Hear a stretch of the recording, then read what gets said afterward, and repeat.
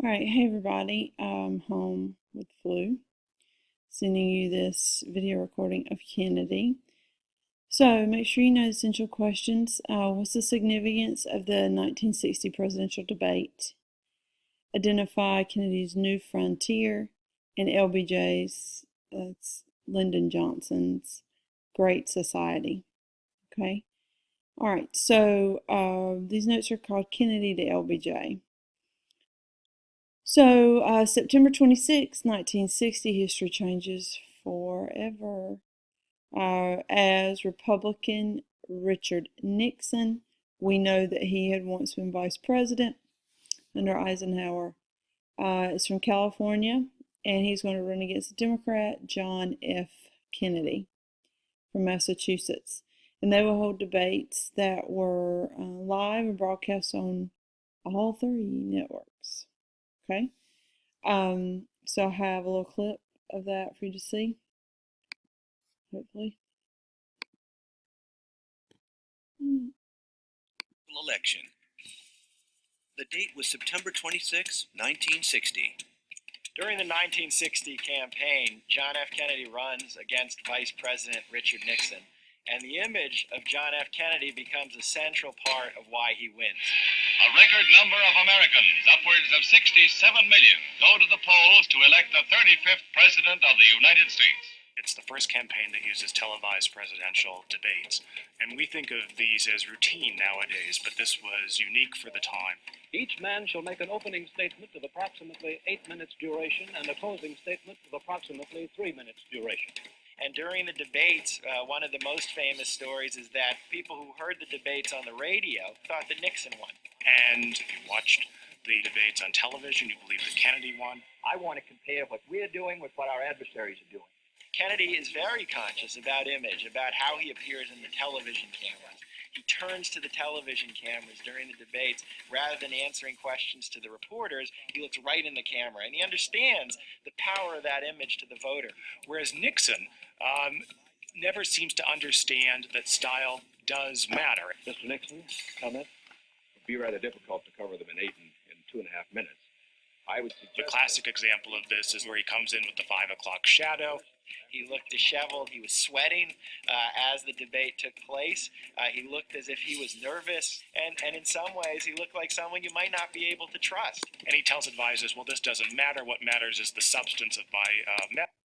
Okay, so the point is, which is basically what they told you in the clip there, is that Nixon doesn't come across to those watching on TV very well. He had just had knee surgery, so he just comes across sick and just didn't look very good. He also, excuse me, he also will be annoyed sometimes and doesn't really understand that the camera captures everything that you're doing, saying, your body language, all that. Kennedy comes across as tan, relaxed, confident. He works the camera. He's not looking at the reporters, who at this time would only be the only people in the room, not like they do today with an audience. But he wasn't even looking at the reporters to answer the question. He was looking directly into the camera. So he knew how to work the camera, and that comes across as very welcoming to the people who are watching and sincere.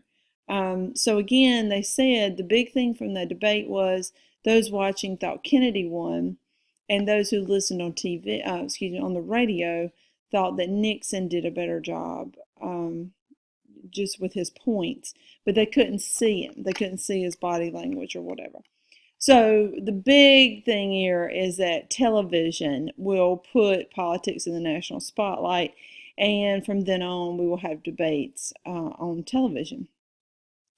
Okay, so in the election, Kennedy and Johnson. Johnson is Lyndon Baines Johnson, Kennedy's running mate. They're going to win by less than 119,000 popular votes out of the 69 million cast. So very, very close election.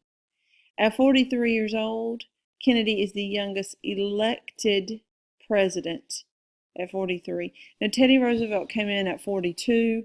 when McKinley was shot and Teddy Roosevelt was VP. So he was bumped up. But as far as a person elected to the presidency, Kennedy is the youngest.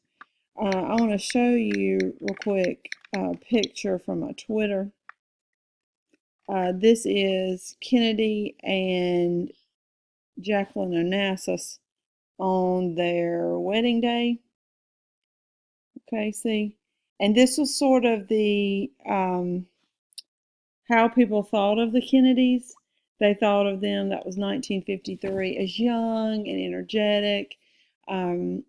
Kennedy sailed a lot. He's from Massachusetts, so that was part of his life, his growing up. He was from a well-to-do family, so he's going to be tan and, just comes across as this young, energetic president.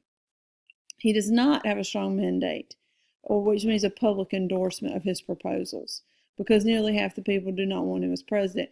They're saying the same thing right now about President-elect Trump, that he doesn't have a very strong mandate because of how close the election was, and as of this moment, how he's lost the popular vote. Okay, so Kennedy is elected. All right, he speaks and says we are on the edge of a new frontier. That's what he calls it. He wants to do some deficit spending, which means even go in the hole to do some spending in order to boost the economy. Once the government starts spending, people will start spending, and it'll get the economy jump-started.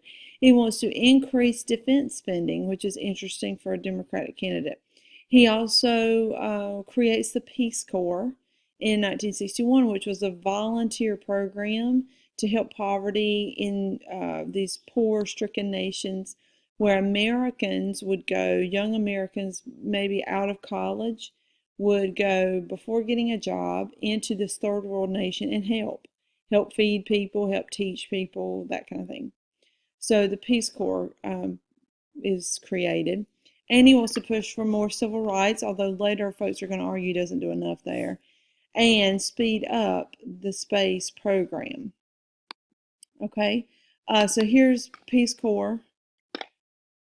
And this is where he famously says, and boy, if we could return to this again, ask not what your country can do for you, ask what you can do for your country. So very much about service and serving the country, not asking for what can we get out of the government, but instead what can we give. Okay, then November 22nd, 1963, he's campaigning for president again, this time in Dallas, Texas. He's riding in an open-air limousine, which will never happen again after this ride by a president. In the limousine were Texas Governor John Connally, his wife Nellie, President Kennedy, and Jackie Kennedy. So there's a book depository there on this stretch of highway that goes through Dallas. A book depository basically means a place where people store books, okay? And so they're going to basically pretty much have this book depository there on the side. It's this old warehouse to have everything deposited in there for storage for the schools. And a shot rings out that hits Connally, the governor, and hits Kennedy. Connally survives. Kennedy's pronounced dead at 1:00 p.m. Very famously, that's broadcasted throughout the news. And people are just grief-stricken. Lee Harvey Oswald is arrested for the murder, but Jack Ruby will kill Oswald. So Oswald's arrested for the murder, and then Jack Ruby turns around and kills Oswald. So that's when folks start the conspiracy theories. I have been there. I've been to the book depository. I've been to the grassy knoll. You're going to look at these things in stations. So there was a lot of conspiracies about it. Probably the most famous video that comes out of this time is a very early video. This is a still from the video camera called the Zapruder film, because a man by the last name of Zapruder is taking, like a family video of the president riding through, and he catches all of it on video. So you're going to see in the station all the places that Kennedy is shot. Through the neck, so that's why he's like reaching up. So he's shot from behind, through the neck, and then there'll be the big one right here in the head. So anyway, you'll see that in stations. So Lyndon Johnson will be sworn into office as the new president. He's the only president to date that is ever sworn in on an airplane. He'll be on Air Force One and by a female federal district judge. Almost immediately, we have to swear in the vice president into the presidency. You do not want a gap of time there. It makes us look weak. So he's sworn in. The Warren Commission is set up to investigate what happened to President Kennedy. I mean, who did it and could it have been prevented, etc. And they decide that Oswald acted alone. Most people disagree with that. Oswald was a pro-USSR sympathizer. He had taken some trips to the Soviet Union, etc. But most people, he famously said, Oswald did, "I'm just a patsy," which basically means I'm the scapegoat, someone else did it, All right, so LBJ is in office now, Lyndon Johnson, and he's a New Deal Democrat from Texas. He serves in the U.S. House and in the Senate. He has a lot of talent, a lot of ambition. He's a majority leader in the Senate. He can be a pretty nasty fellow, getting in people's faces and etc. This is probably one of my favorite pictures. They're not about to kiss. In fact, he's getting in his face and taking it to him. As Jefferson looks on here. So this is common with LBJ. He was very rough and tumble, and if things weren't going his way, he was going to get in the face of some congressmen to get what he wanted. So the point is that he will persuade other legislatures for or against a bill by flattering or yelling at them or bullying them, whatever worked. He's going to create what's called the Great Society, which included poverty relief, health care, immigration, and voting rights. You have to know Great Society is his initiatives. So you have to know it goes with LBJ, mainly to help folks who are in poverty with their health care and immigration issues. The poverty, Head Start. So this is preschool for low-income families so that children don't start out behind in kindergarten, but actually can go to preschool for free. So all this is paid for by the government. Medicare comes out not from the New Deal. A lot of people think that. It comes about because of the Great Society. Low-cost medical insurance for those 65 and older people. So I think you care for older people, so it's Medicare. Medicaid, you aid, you help those who are poor by giving them free insurance. That's good. Okay, so Immigration Act of 1965 is going to do what Trump's working against now, open the door for immigrants from other areas, including Asia and Africa. So you see this flood of immigrants being able to come in and no more really closed off areas. We don't really say no to any part of the world who wants to send people here. LBJ will win the 1964 election over Barry Goldwater, and then you usher in the Warren Court. This is Chief Justice Earl Warren of the Supreme Court. Very famous decisions during the Kennedy and Johnson years. Engel versus Vitale is basically that I cannot force you guys to say a certain prayer each morning. Matt versus Ohio, no illegal search or seizure without a warrant. This is in public, okay, not in a school.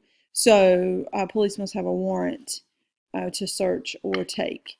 In Gideon versus Wainwright, you get a lawyer. Miranda versus Arizona, you have the right to remain silent, and police must read you your rights upon arrest. Okay, go back to your essential questions.